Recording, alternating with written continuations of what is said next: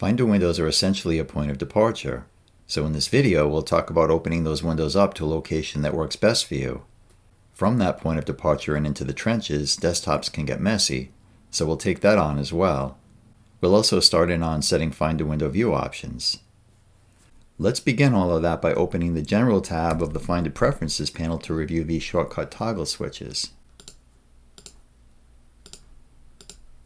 Nothing happens when I toggle these two bottom switches because I've got nothing that plugs into them, and so they don't apply in my particular setup. The second checkbox, toggle shortcuts into view for two attached USB drives, and shortcuts to those same drives were already added to my sidebar in the previous video. In that video, I mentioned that these drives run in the background, and so I really don't need to have shortcuts for them front and center on my desktop, and so I'm unchecking that box. And as for this remaining shortcut to my hard drive, pressing the Command-Shift-C hotkeys gets me there quickly enough.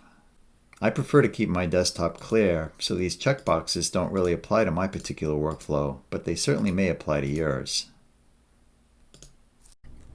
Moving down to the new Finder window Show selector, it's set to recents by default, which is not ideal, and we'll be talking about that in just a second.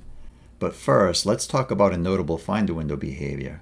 You may recall that just a second ago I changed the location of this Finder window from my default recents location to the drive. Having done so, I'm now going to move this window and resize it and then close it. And now I'm going to open up a new window. And with this setting, that new window is going to open at recents, so I'm pressing Command-N. You can see that the Finder remembered the last size and position of this particular location. Pushing this a little bit further, let me move this down here,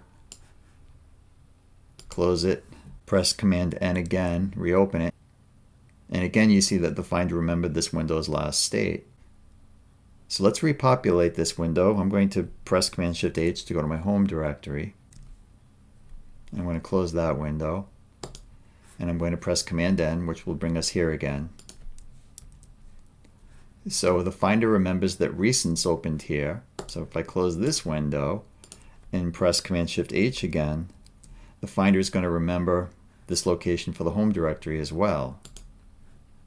And so if I reopen my hard drive by pressing Command-Shift-C, you'll see that window open where I last left that. We're done toggling shortcuts into view on the right side of our desktop, so let's continue the next leg of this discussion over here on the left. And that discussion is based on the options that you have inside of this pull down. And the choice that you have to make in here is comparable to Goldilocks having to choose the right bed. As just mentioned a second ago, recents is a less than ideal location as it's way too broad and unfocused. And taking a look at our other options in here, these upper choices are still a bit of a broad sweep in terms of setting a strategic point of departure. Choosing this hard drive location, for example, you'd be setting yourself up for a commute that starts here and ends all the way down here at your place of work. And on the opposite side of the spectrum, this other option down here at the bottom would be ideal, where your scope of work to be limited to one particular folder, which is highly unlikely. And so this option would seldom apply, if ever. And so that leaves us with these middle options, which are centered around your home directory and around your iCloud drive. Just remember here that that initial decision you made as to whether you would be storing your files locally or remotely is going to determine the actual location of this desktop and documents folder. For the time being, I'm going to choose my home directory as my point of departure, and we'll get back to these window settings later on. But first, let's talk about this checkbox. And to start in on this checkbox, you may recall in the previous video that we went over these view options extensively, but there's one that we completely overlooked, which is this Show Tab bar. And throughout that previous video, this tab bar was in plain sight, so I'm going to activate it again. And so it was here all the time, and we completely overlooked it.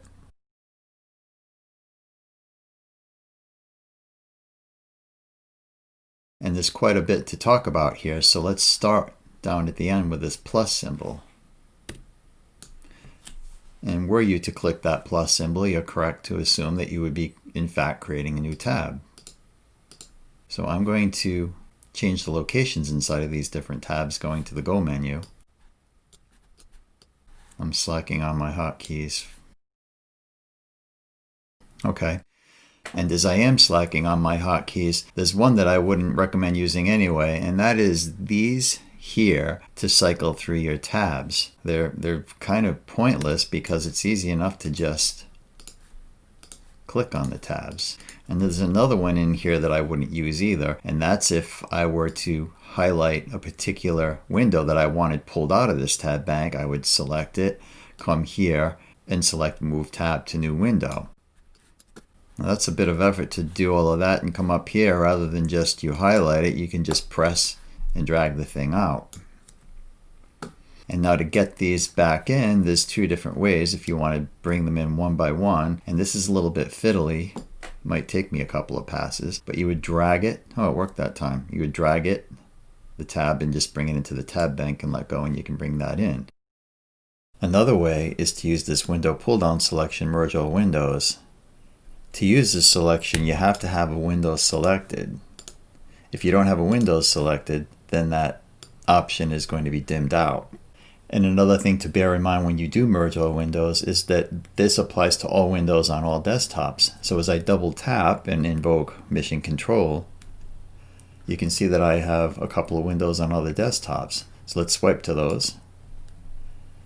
So I've got my applications open on desktop 2, and swiping over to desktop 3, you can see that I have utilities. So when I swipe back to desktop 1, select my window and choose Window Merge All Windows, you'll see that we have more than 4 tabs here now, and when I go to swipe, the other desktops are empty. Just something to bear in mind when you use this. When it says merge all windows, it means to merge all windows. It's pretty easy to cycle through a bank of just 6 tabs,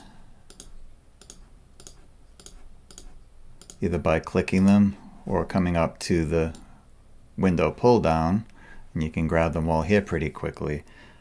But should there ever be a rare instance where you've got a whole bunch of tabs in a tab bank, or if you just wanted to see a panned out view of the original 6 tabs, there's a view option for that, which is show all tabs right here. And as usual, I'm going to use the hotkey command, so I'm hitting escape and pressing Command Shift \.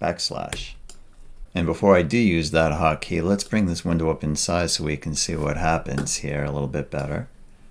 Okay, so I'm pressing that hotkey, Command Shift \, and you can see you get this nice little overview of the contents of the tab bank. And the currently active tab is highlighted here with this little green lantern halo going on here. So let's move on over to this utilities. When I click on that, we get our tab bank back with utilities in the foreground. So let's do that again. It's Command Shift \, and let's go over to applications. And so that's a pretty quick and easy way of getting from one tab to the other. Now getting back to this checkbox, you would assume that with this checked and what you're reading here, it's pretty straightforward, just as this plus symbol is. So having read this, I would assume, having checked this box, that when I create a new window, that new window would be contained within this tab bank. So let's try that. And that's not the case. And with that, I'm going to go on a rant here because I'm wondering why Apple would put the solution to this mystery inside of the dock preferences panel. So why they have window related selections in here for the dock escapes me, but there you have it. That's where they are. And so getting back on point, rant aside, what's happening here is with this checked and having this default manual selection selected, what that means is that I need to manually click the plus symbol to create new tabs within the window, which is stupid because that works regardless. So correct me if I'm wrong here, but wouldn't it make sense, wouldn't it be more clear, user-friendly, and straightforward if they just bagged this checkbox and brought these up here? I'm just saying. So anyway, let's check out these other options that are in here. So I'm going to go to in full screen only, and I'm going to select a fresh window that doesn't have a bunch of tabs in it. And then I'm going to press this green button. And if you recall, we talked about these green buttons extensively in video 2. So if you need a refresher, visit that video again. So I'm going to enter full screen. And to quickly review that second video, you invoke mission control by 3 different ways. You hold down the control key and the up arrow to toggle it into view. With 2 fingers, you double tap on your mouse. And then MacBook users would double tap with 2 fingers on your trackpad instead. So anyway, we're in this full screen mode. We've got our one window. I'm going to first make sure I've got that box checked. I can't remember if I checked it or not. So I need to check this box first for this to work. Okay, I'm going to swipe back to my window bank here, Windows, and I'm going to press Command N, and now it works. Okay, so I'm going to escape the full screen, come back here, and I'm going to press Command N again, and we're back to creating fresh windows without a tab bank. So I'm going to select this third option, the always, and I'm going to try that again in a non-full screen desktop. And now it works. And so in a perfect world, were I to uncheck this box and now press Command N, I can go back and forth to tabbed or not tabbed like so. So mystery solved here as far as this checkbox. Window tabs do keep things clean and contained, but there may be times when they just don't apply, especially when you've set yourself up on multiple desktops as I have here. As I swipe with 2 fingers to a desktop that actually does have windows, I'll remind you of the Command Tab hotkey, and if you recall, you press down the Command key, and then when you tap on the Tab key, it calls up a bar that allows you to cycle through your running applications. And just as the Command Tab maneuver allows you to cycle through all the applications that are running, the Command Accent maneuver allows you to cycle through all the windows that are open. So I'm pressing down the Command key, and I'm tapping on the Accent key, and you'll see this Utilities come out of focus, and another one will jump into focus. So let's check it out. So pressing the Command key, I'm tapping on the Accent. We jump up to my home directory, to my other home directory, and around we go. So again, that's the Command Accent key. When you click on any given window, you bring that window into focus and pull it to the top of the pile. But there may be times where you want to keep one particular window in focus while you move the others around. You can do so by pressing down the Command key. So I'm coming down to this window behind. I'm pressing the Command key, and you can see as I move it around, it stays behind. If I let go of the Command key and click it again, it comes to the foreground. And now as I move this one with the Command key, that one stays behind. And again, I release the Command key, and this window jumps back to the foreground. It's a pretty basic maneuver, but a very useful one. Doing a 2-finger swipe, you can see that this desktop has a full screen window with a bank of tabs in it. And say within this bank of tabs you only wanted one of these opened, you would highlight that particular tab, and then you would come over to this little X on that tab, and you would press down the Option key. And when you press the Option key and click, all of the other tabs will close but this one that's highlighted. Like so. And let's say you wanted to close this window along with the windows on all other desktops. And we have a real mess on this one. Again, this is an extreme example, but you don't exactly want to go around and click the red button or press Command W. Another more instantaneous way is to either click the red button or press Command W while you hold down the Option key. So I'm going to press down the Command Option W key, and we should see all of these windows shut down as well as the ones on other desktops. So I'm pressing Command Option W, and if I double tap on my mission control, you can see that all desktops have been cleared. So we don't need this many desktops anymore, so let's shut those down.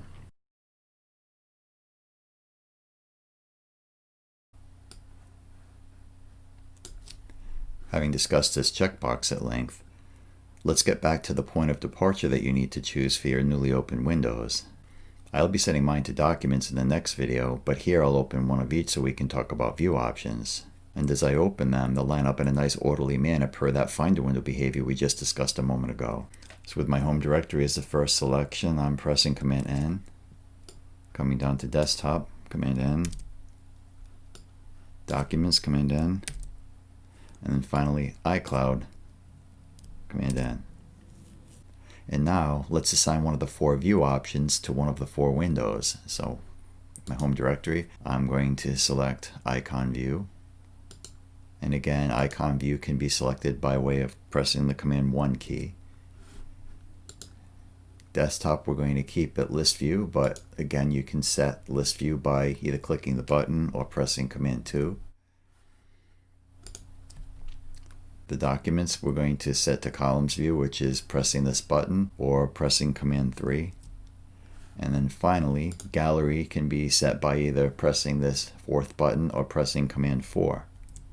Having set all of that up, let's take this iCloud Drive window out of focus and click on the desktop to bring the desktop into focus. And let's reintroduce that View Options panel. And View Options, if you recall from the first video, is called up by way of this pull-down menu, or else pressing Command J. So hitting Escape, pressing Command J. And if you recall in that video, this panel was described as being contextual, and being in the desktop, it's in context with the desktop. And if you recall, we played around with these controls, which are rather self-explanatory. And as we move this View Options panel over here and bring the Home Directory window into focus, you'll see this View Options panel adjust accordingly. So I'm going to click on my Home Directory. You can see that the title bar of the View Options panel adjusted and the contents adjusted to the icon settings. And while in icon view, I'll remind you of that Find a Window status bar, which is called up by pressing Command /. And you can see that this slider down here, when I move that, is hardwired to this slider. Again, on focus is the View Options panel, so I'm going to hide that status bar again, get rid of the noise. And I'm going to toggle that out of view by pressing the Command / again. And just like this sizing slider, a few other view options in this panel are rather self-explanatory, whereas others are going to be further explained in the next video. And now, bringing our desktop Finder window into focus by clicking it, you can see the contextual view options panel adjust to list view. List view offers options that can be compared to an Excel sheet's column headers, and like an Excel sheet, columns can be dragged and rearranged.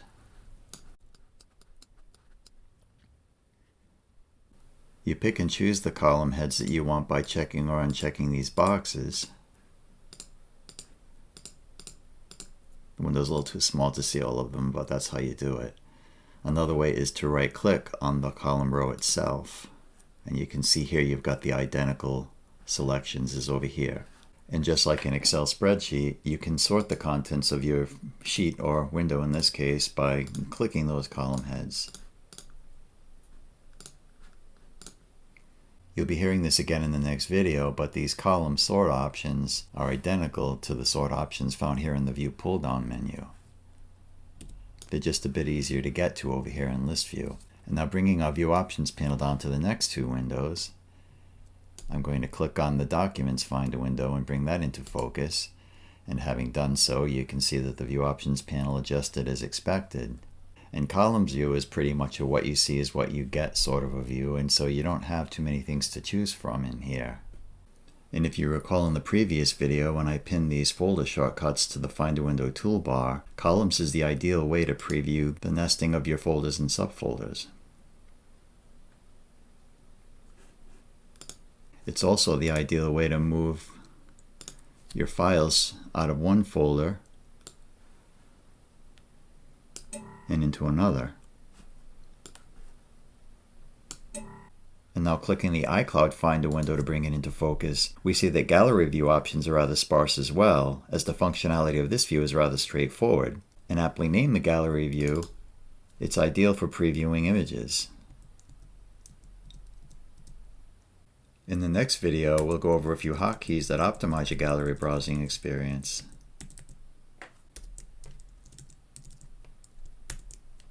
And so as we brought each of our 4 view options into focus, this contextual panel adjusted accordingly. And what we've talked about so far is pretty straightforward, but what is not so straightforward are these 2 top and bottom items. And for me to be able to explain them adequately, I had to futz with them to really nail down what they actually did. And in the end, what they do is simple enough. But until I could wrap my head around yet another finder window behavior, it wasn't all that simple. A dedicated video is needed to explain that other finder window behavior, and that video is next in line. Hope to see you there, and as always, thanks for watching.